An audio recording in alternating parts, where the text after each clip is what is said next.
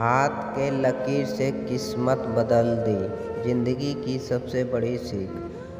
बहुत पुरानी बात है। एक जंगल में एक गुरुकुल था जिससे बहुत सारे बच्चे पढ़ने आते थे।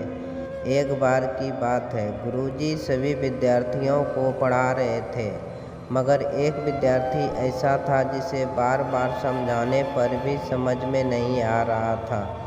गुरुजी को बहुत तेज से गुस्सा आया और उन्होंने उस विद्यार्थी से कहा, जरा अपनी हथेली तो दिखाओ बेटा। विद्यार्थी ने हथेली गुरुजी के आगे कर दी। हथेली देखकर गुरुजी बोले, बेटा तुम घर चले जाओ। आश्रम में रहकर अपना समय व्यर्थ मत करो। तुम्हारे भाग्य में विद्या नहीं है। शिष्य ने पूछा, क्यों गुरुजी? गुरुजी ने कहा, तुम्हारे हाथ में विद्या की रेखा नहीं है।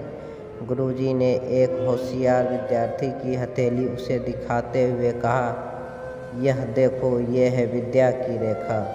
यह तुम्हारे हाथ में नहीं है, इसीलिए तुम समय नष्ट न करो और घर चले जाओ और वहाँ अपना कोई और काम देखो। यह सुनने के बाद उस विद्यार्थी ने अपने जेब से एक चाकू निकाला, जिसका प्रयोग वह रोज सुबह अपनी दातुन काटने के लिए करता था। उस चाकू से उसने अपने हाथ में एक गहरी लकीर बना दी।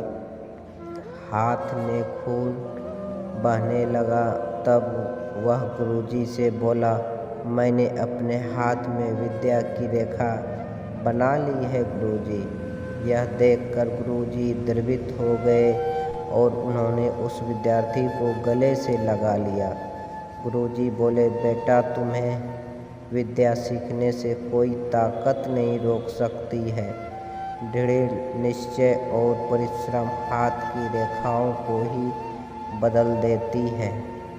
दोस्तों, वह विद्यार्थी आगे चलकर महर्षि पाणिनि के नाम से प्रसिद्ध हुए, जिसने विश्व प्रसिद्ध व्याकरण अष्टाध्यायी की रचना की है।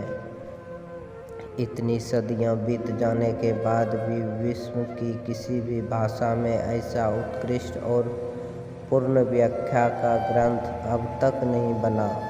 तो दोस्तों, इस कहानी की शिक्षा ये है कि लोग चाहे जो भी बोले,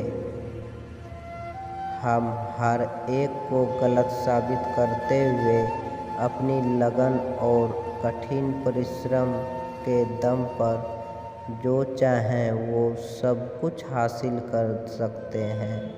आज की कहानी कैसी लगी, कृपया कमेंट बॉक्स में अपनी राय ज़रूर दें।